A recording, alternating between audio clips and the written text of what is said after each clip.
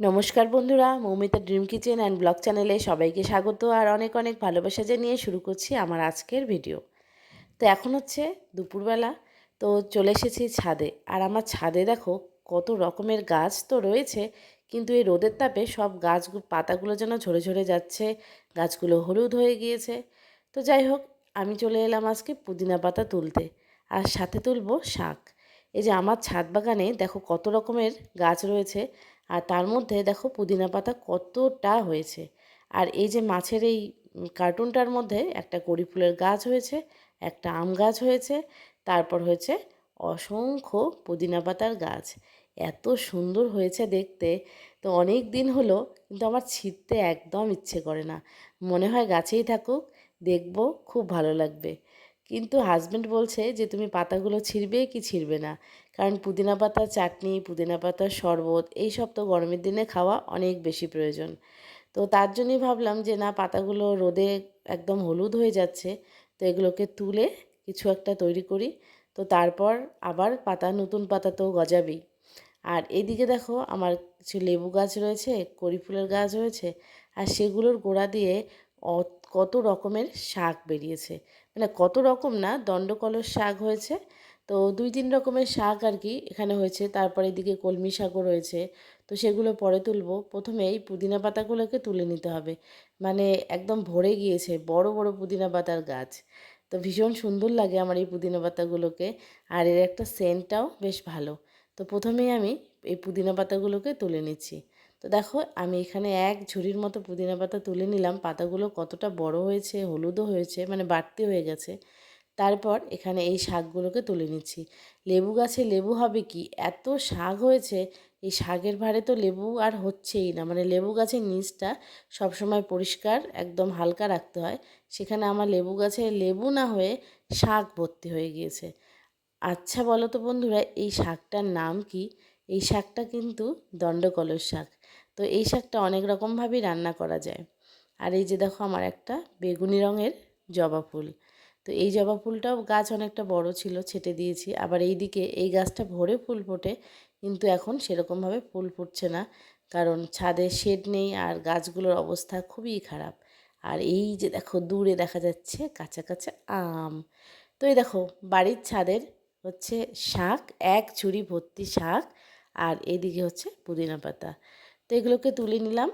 তো এখন আমি আজকে এই শাকটা রান্না করব কি না জানি না, তবে এই পুদিনা পাতা দিয়ে তৈরি করব পুদিনা পাতার কিছু রেসিপি।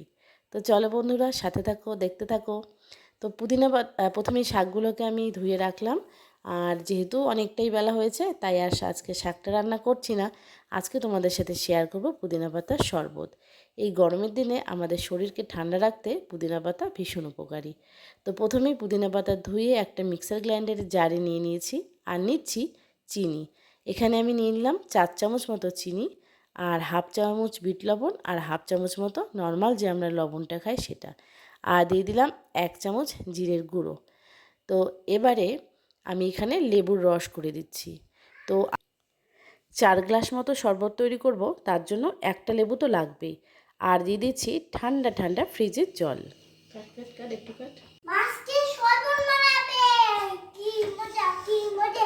পুদিনি বস মিন্ট মিন্ট মিন মিন্ট শরবত, মিশর পুদিনা পাতা শরবত। পুদিনা পাতা শরবত। পুদিনা পাতা শরবত। খুব তুমি শরবত বানানোর জন্য টেবিলের উপর বসে আছো না বাবা? হ্যাঁ, ওয়েট করতে তো কতক্ষণ। হয়ে যাবে হয়ে যাবে বাবা, আর একটু ওয়েট করো, তাহলেই হয়ে যাবে। ঠিক আছে।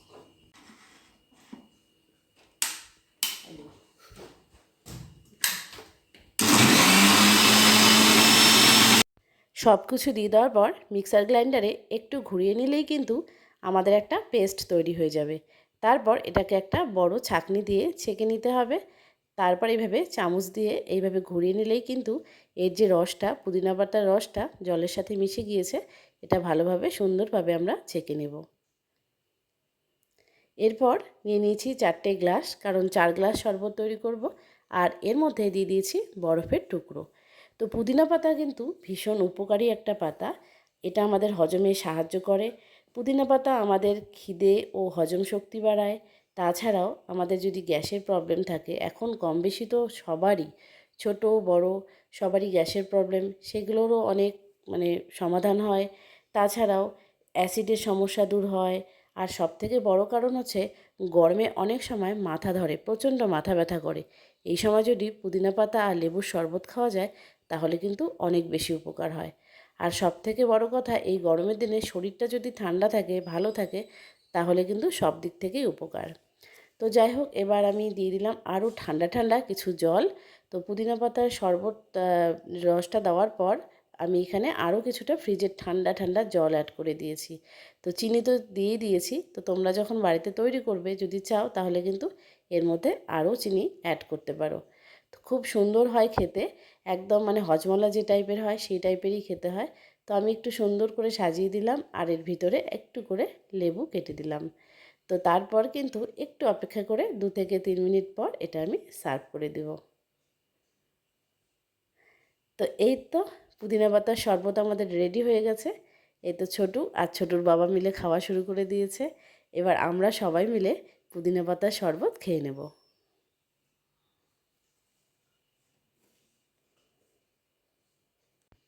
তো যে যেখান থেকে আমাদের আজকের এই ভিডিওটা দেখলে সবাইকে অনেক অনেক ধন্যবাদ।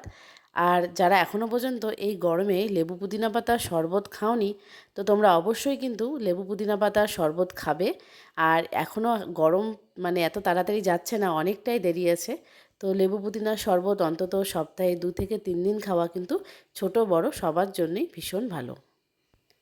শরবত তো খাওয়া হয়ে গেল, এবার আরও রয়েছে অনেকটা পরিমাণ পুদিনা পাতা। তো আরও কিছুটা পরিমাণ পুদিনা পাতা তুলে নিয়ে এসেছি।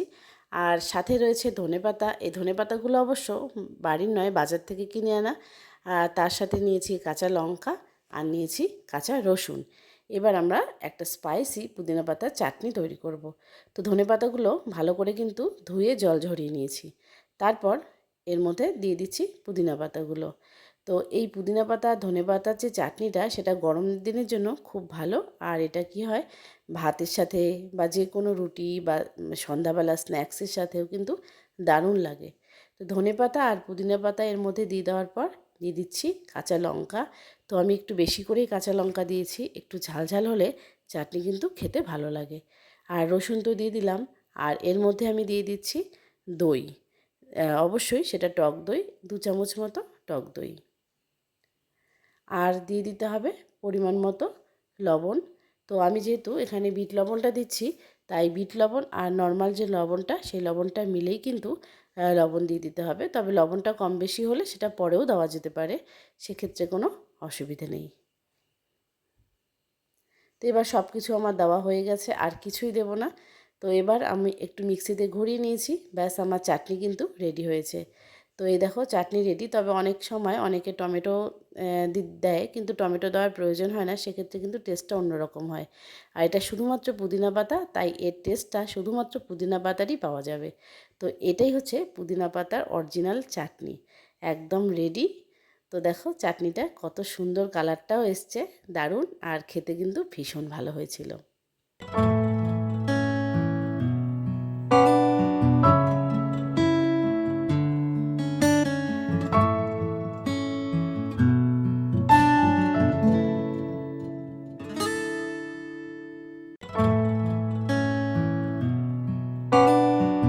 এখন হচ্ছে সন্ধ্যাবেলা, আর সন্ধ্যাবেলা মানে একটু চটরপটর মুখরোচক কিছু খেতে কিন্তু ইচ্ছে করে।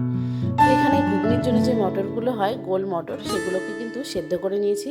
কিছুটা ঘুগনি রান্না হয়েছে রাতের ডিনারের জন্য, আর বাকি 1 বাটির মতো তুলে রেখেছি, সেটাকে এই সব কিছু দিয়ে মাখিয়ে নেব। তো আলু, সেদ্ধ আলু, কুচনো পেঁয়াজ, পরিমাণ মতো লবণ, এই সব কিছু দিয়ে এটাকে আমি মেখে নেব। তো বন্ধুরা, আজকে আমার এই শরবতের ভিডিও আর পুদিনা পাতার এই চাটনির ভিডিও তোমাদের কেমন লাগলো অবশ্যই তোমরা কমেন্ট করে জানাবে। আর যাদের যাদের খেতে ইচ্ছে করে, তোমরা সন্ধ্যার দিকে এরকমভাবে কিন্তু একটু চটর পটর বানিয়ে খেতে পারো। তো আমি দিয়ে দিলাম ওই পুদিনা পাতার যে চাটনিটা করেছি সেটাই, এটাকে ভালোভাবে এই মটরের সাথে মিশিয়ে নেব। একটু খুব ভালোভাবে চামচ দিয়ে মিশিয়ে নিতে হবে। আর আলুগুলো কিন্তু চামচ দিয়ে একটু ভেঙে ভেঙে দিতে হবে। তো দেখো খুব সুন্দর একটা কালারও এসছে, আর খেতে কিন্তু দুর্দান্ত হয়েছে। তোমরা অবশ্যই ট্রাই করতে পারো। তো আমার আজকের ভিডিওটা তোমাদের কেমন লাগলো অবশ্যই কমেন্ট করে জানিও। ভালো লাগলে চ্যানেলটাকে সাবস্ক্রাইব করো। আর যদি বেশি ভালো লাগে তাহলে তোমরা শেয়ারও করতে পারো। তো চ্যানেল নতুন বন্ধু হয়ে থাকে চ্যানেলটি সাবস্ক্রাইব করার অনুরোধ রইল। দেখা হবে নতুন একটা ভিডিও নিয়ে, ততক্ষণের জন্য বাই বাই।